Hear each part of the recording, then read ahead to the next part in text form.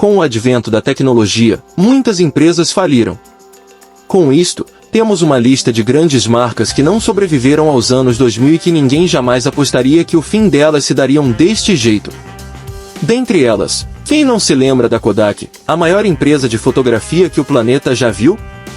E a Nokia, que revolucionou o mercado de celulares. Pois é.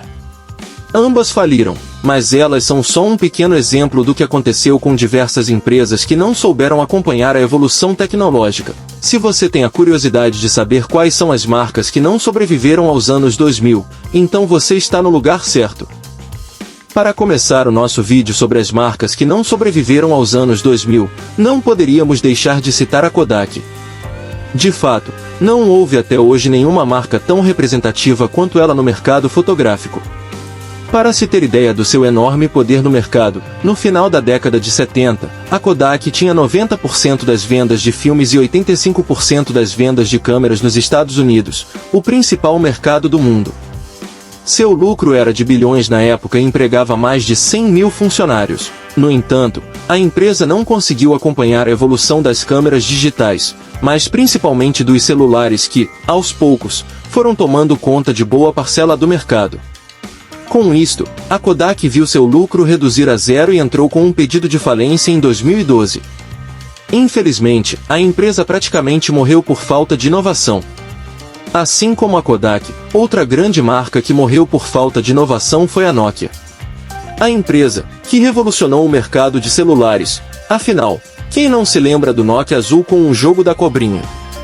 Um clássico dos anos 2000, faliu por não acompanhar as evoluções tecnológicas do seu ramo.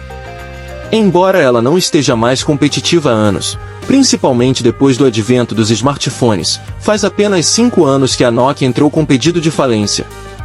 A empresa finlandesa chegou a um acordo para vender a divisão de mapas RIR para um consórcio formado por Audi, BMW e Daimler.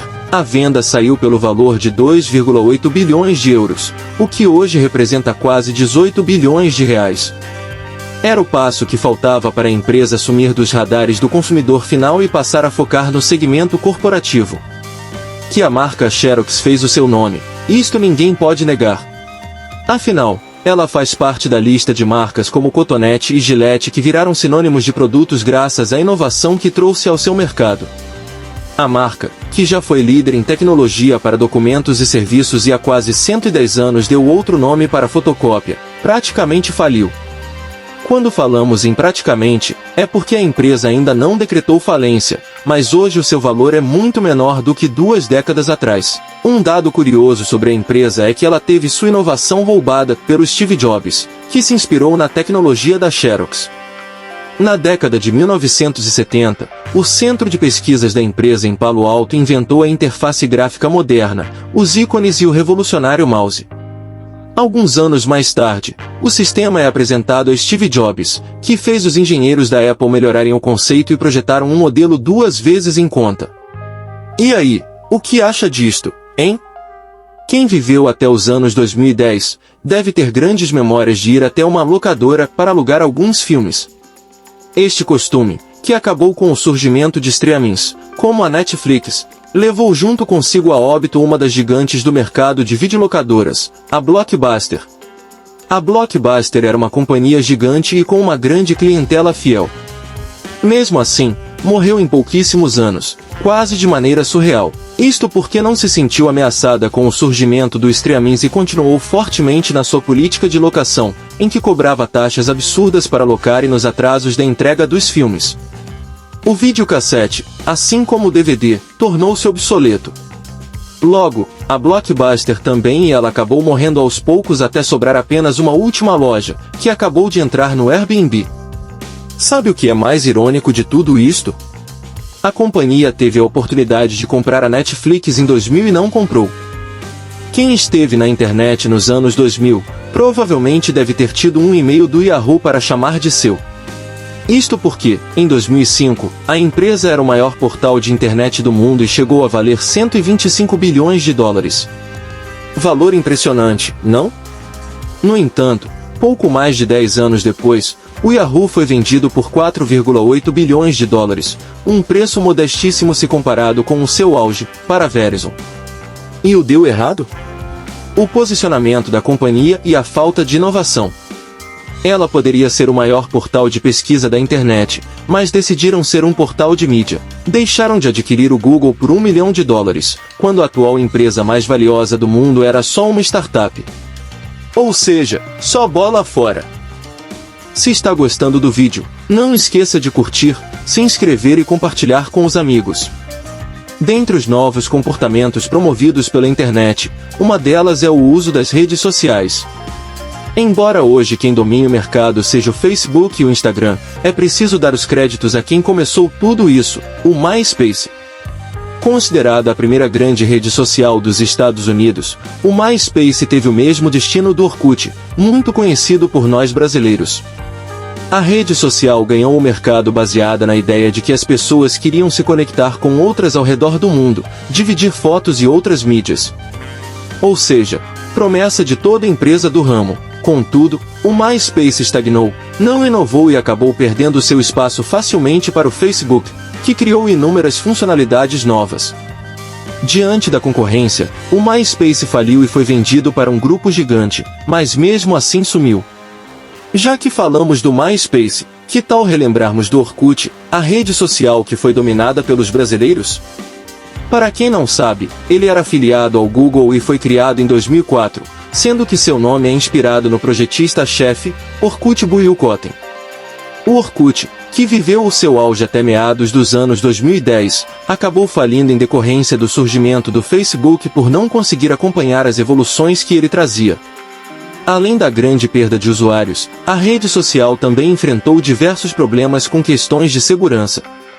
Com este cenário, o seu fim era certo. Então, o Google anunciou a extinção do Orkut com data marcada para 30 de setembro de 2014, 10 anos após a sua criação. As informações armazenadas pelos usuários nas comunidades ficaram disponíveis para download até 30 de setembro de 2016, mas atualmente já não é mais possível visualizar os tópicos arquivados. Não tem como! A receita de sucesso para qualquer empresa do ramo tecnológico falir é produzir produtos com qualidade questionável e não se inovar.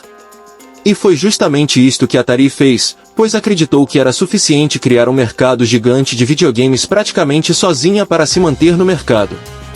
A companhia superaqueceu o mercado de videogames no início da década de 1980 e chegou a ter que enterrar milhares de fitas não vendidas e assumir o prejuízo. Quando o mercado se recuperou, outras empresas mais inovadoras haviam tomado a liderança, como a Nintendo. A companhia, que ficou famosa pelo Game Pong e pelo videogame Atari 2600, populares nas décadas de 1970 e 1980, encerrou de vez as suas atividades em 1º de julho de 1984. Ela, por sua vez, dividiu-se em duas empresas, a Atari Games e a Atari Corporation Games, que tentaram se recuperar diversas vezes, mas também faliram na mesma constância. Com certeza, saber que a Toshiba é uma das marcas que não sobreviveram aos anos 2000 é ter conhecimento sobre o fim de uma era. Afinal, assim como a grande maioria das empresas que citamos aqui fizeram parte do nosso passado, os computadores da Toshiba também estão nessa. Poderia até ser pegadinha do dia 1 de abril, mas foi bem nesta data do ano passado que a Toshiba anunciou que mudaria de nome, passando a ser chamado de Dinabo. Ao fazer este anúncio, Takayuki Tono, vice-presidente da Dynabook na América do Norte, salientou que, mesmo que a empresa mude de nome, ela será sempre a mesma que lançou o primeiro notebook do mundo em 1985. Quem não se lembra da Gradiente, empresa brasileira de eletroeletrônicos? A empresa, que foi fundada em outubro de 1964 no bairro Pinheiros, em São Paulo, cresceu fortemente durante a década de 1970 devido ao cenário político e econômico brasileiro da época. No entanto, após anos de muito sucesso, a Gradiente enfrentou uma grave crise econômica, com uma dívida estimada em R$ 500 milhões no início de 2007. Devido à crise, a empresa suspendeu temporariamente o atendimento de alguns postos autorizados devido à ausência de peças para reparo e, em 2008, lançou um plano de estruturação extrajudicial. A solução encontrada para esta reestruturação foi o arrendamento de seus ativos para a Companhia Brasileira de Tecnologia Digital, CBTD. Com isto, a Gradiente conseguiu se recuperar, embora nunca volte a ser a empresa original, e voltou a comercializar os seus produtos em julho de 2012, com a nova linha de produtos Meu Primeiro Gradiente, MPG, e um aparelho com rastreador GPS para idoso, SafePhone. Houve um tempo em que a Tectoy foi sinônimo de qualidade no que diz respeito ao mercado de brinquedos e videogames. Seus produtos estavam em praticamente todas as listas de Natal e não havia quem não queria os consoles da Sega, distribuídos com maestria pela empresa. No entanto, nem tudo foram flores para a Tectoy e ela é mais uma das grandes marcas que não sobreviveram aos anos 2000. Depois de conquistar 75% do mercado de jogos eletrônicos no Brasil e faturar 115 milhões de dólares em 1994, sua linha de produtos começou a presenciar um desaquecimento nas vendas, motivado principalmente pela falta de inovação em seus produtos. Além disso, a crise asiática, em 1997, prejudicou taxas de juros e influenciou nos compromissos financeiros da empresa. Estes dois fatores fizeram com que a Tectoy entrasse em concordata em dezembro daquele ano. Apenas em outubro de 2000, com o fim do processo, conseguiu iniciar a retomada gradual de seu faturamento. Chegamos ao final do vídeo. Obrigado pela audiência, se inscrevam no canal e compartilhe com todos os amigos. Até mais, pessoal!